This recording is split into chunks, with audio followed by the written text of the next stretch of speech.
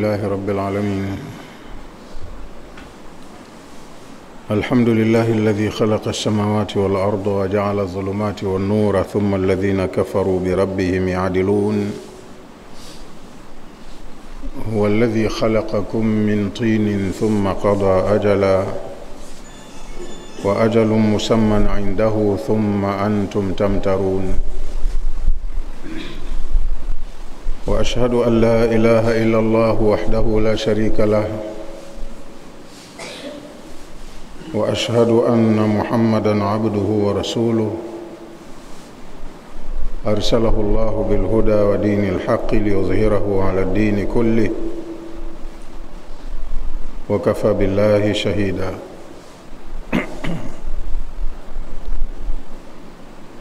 أما بعد،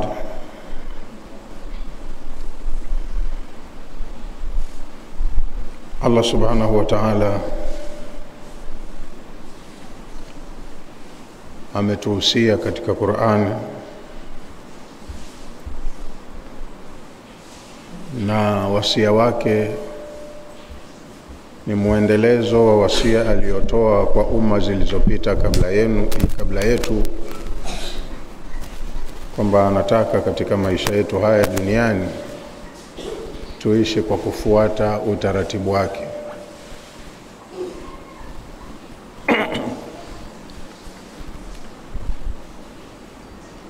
Katika kipindi hiki, ndani ya muda wetu huu mtukufu baina al-maghribi wal isha, tutahusiana kidogo katika masala ya majukumu ambayo ndani yake huwa yanafungamana na matukio mbalimbali ya kitabia yanayotokana na udhaifu wetu wa kibinadamu kwenye maisha yetu ya kila siku. Na kama ambavyo tunakumbushana mara kwa mara, yale tunayoyatenda ndani ya maisha yetu ya kila siku ndo amali zenyewe hizo zinazoandikwa. Na baada ya kumaliza muda wa kuishi hapa, siku ukitoka roho, unaonyeshwa ulioyafanya yote na matokeo yako unayajua kama ni mazuri au mabaya. Ningependa katika kipindi hiki tujifunze kupitia kisa kimoja ambacho kimetokezea Madina katika awamu ya pili ya utume wa Mtume Muhammad sallallahu alaihi wasallam. Kama tunavyofahamu, maisha ya utume ya Nabii Muhammad yana awamu mbili. Alipewa utume Maka na akaishi pale analingania kwa muda wa miaka 13.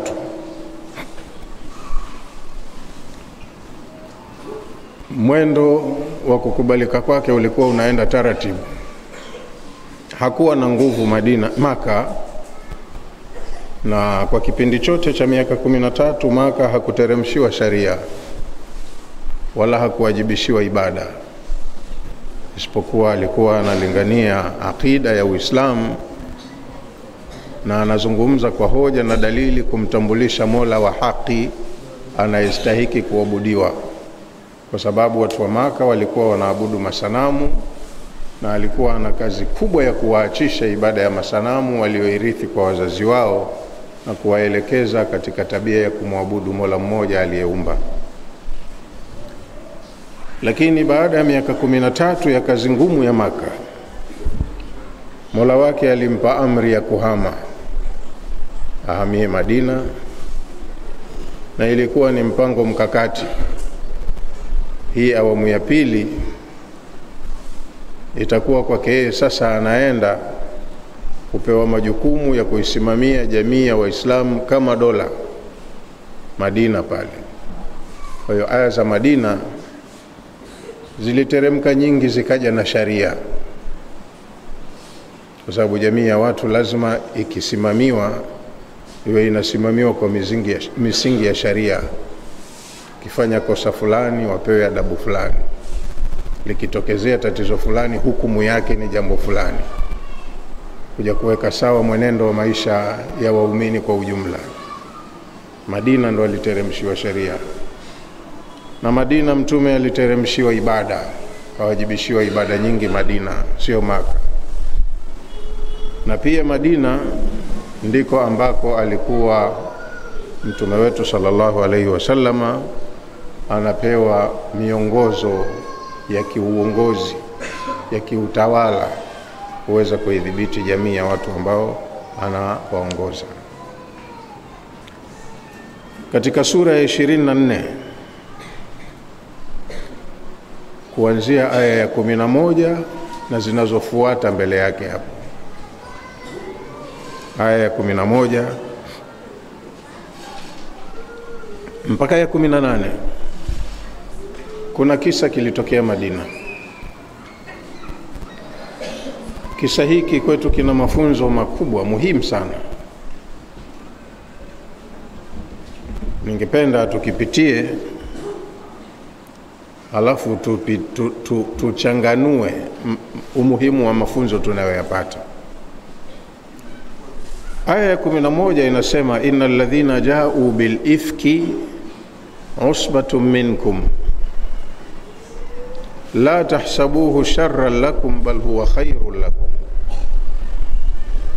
likulli imri'in minhum maktasaba min al-ithmi walladhi tawalla kibrahu minhum lahu adhabun adhim. Nimesema aya hizi zimeteremka Madina, awamu ya pili ya utume, na hizi zinahusu familia ya mtume mwenyewe sallallahu alaihi wasallam na changamoto za kiuongozi alizokuwa anakumbana nazo Madina.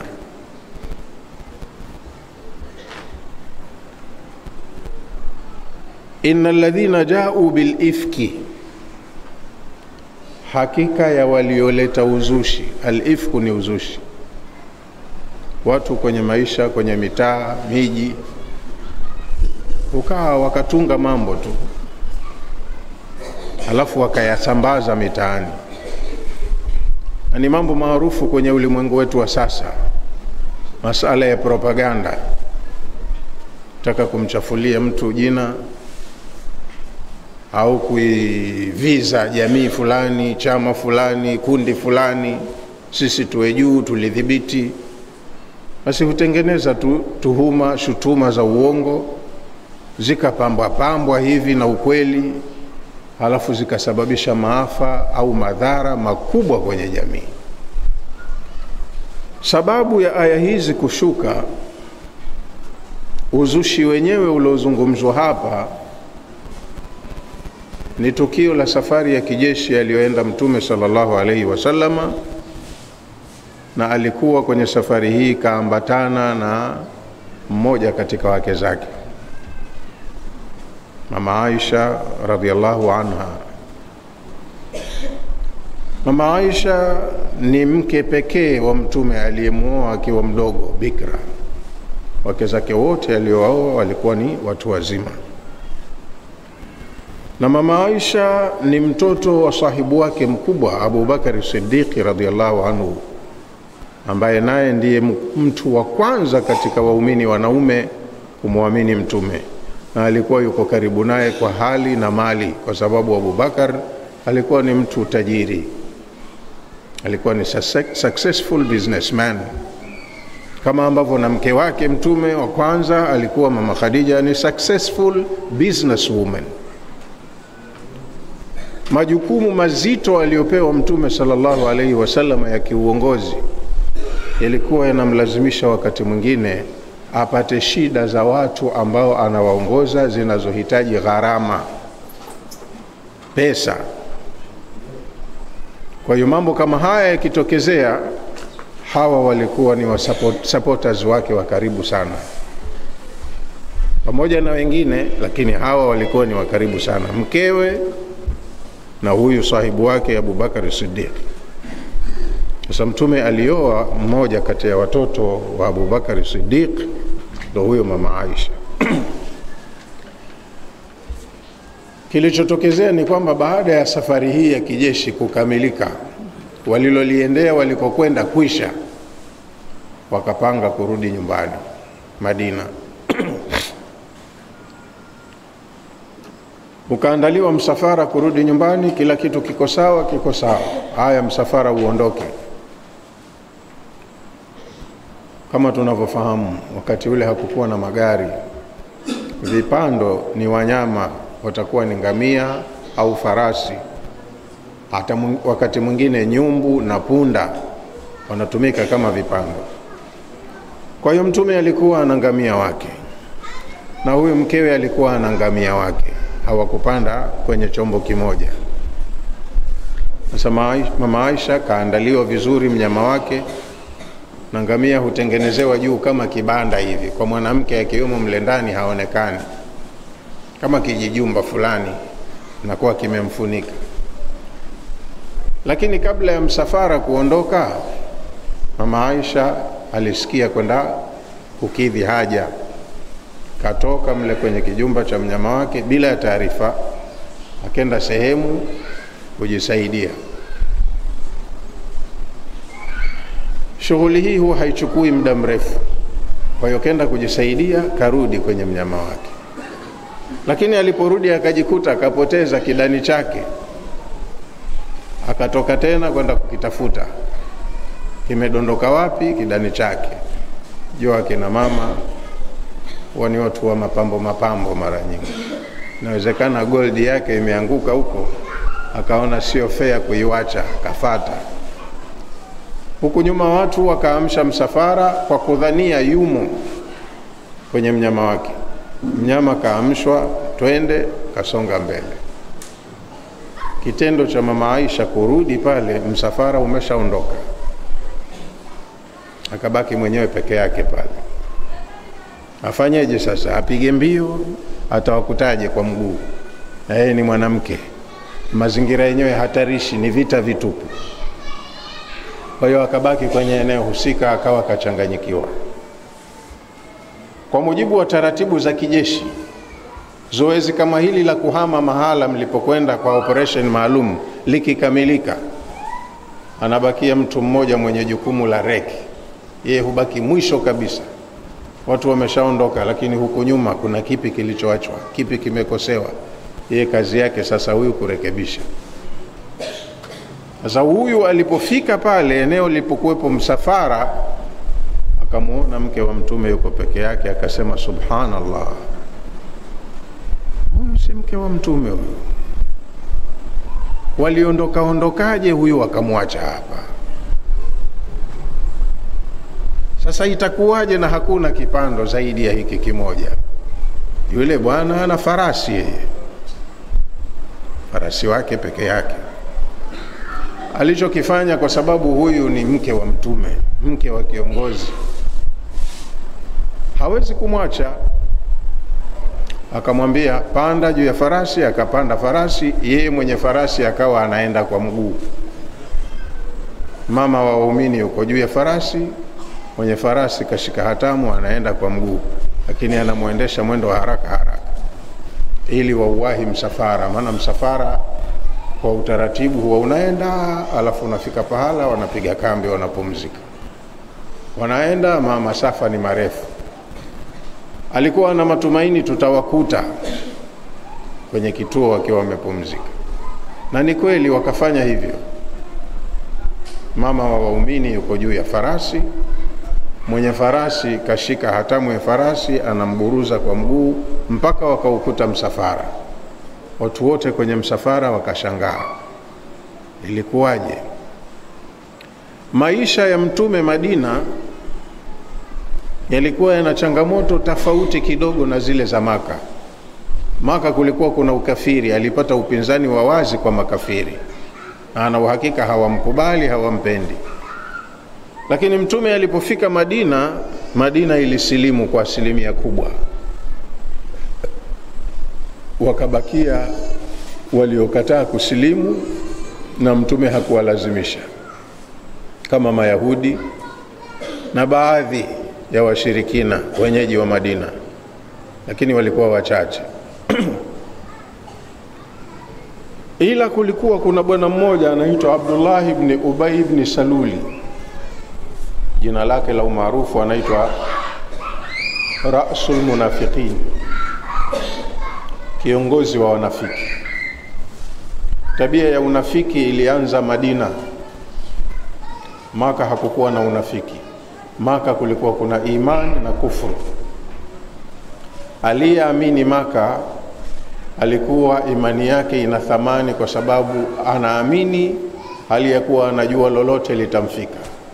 Anashika mtu Maka imani yake kwenye mazingira magumu. Ukiamini kumwamini Muhammad, lazima yatakufika ya kukufika kutoka kwa makafiri. Na Maka aliamua kukufuru, kutokumtambua Muhammad. Alikuwa ana ujasiri, hawezi kujificha, anasema waziwazi, mimi simkubali huyu kama mtume, wala siamini kama kuna Mungu mmoja. Hivi hawa wazee wetu waliokuwa wanaabudu miungu yao hii hawana akili? Kwa hiyo kulikuwa kuna watu waliotangaza ukafiri wazi wazi bila ya kimeme, na kuna watu ambao wameikubali imani kwa shida kwenye mazingira magumu Maka. Lakini baada ya mtume kuhamia Madina na Uislamu kukubaliwa kwa asilimia kubwa Madina, kulikuwa kuna watu hawautaki Uislamu na hawamtaki mtume, lakini wakajiona kumkataa itakuwa ni hatari kwa mali zao, heshima zao, roho zao. Kwa hiyo walilazimika wampe mkono wa bai'a, waseme wamesilimu, hali ya kuwa roho zao hazikubali. Hawa ndo wanaitwa wanafiki. Anatangaza Uislamu, anatamka shahada mbili, anakuja msikitini, ikiadhiniwa yupo, funga anafunga, lakini rohoni haupendi Uislamu na hampendi mtume wa Uislamu. Hao ndo wanaitwa wanafiki. Ana habari na dini, lakini anasema ni Muislamu kwa usalama wake. Ana si mchezo pale kumgomea mtume, kusema sikutambui nitapambana na wewe, yani hiyo inakula kwako.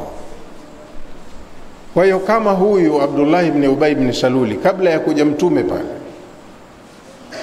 alikuwa anategemea yeye atatawazwa kuwa ni mfalme wa makabila yote ya Madina, na aliwaahidi watu wa Madina wakimteua kuwa kiongozi wao atapambana na Mayahudi ambao walikuwa wanawadhalilisha. Mayahudi walikuwa kama wakoloni pale Madina. Kwa hiyo aliahidi kuirejesha heshima ya Madina. Lakini watu hupanga, lakini na Allah ana mipango yake.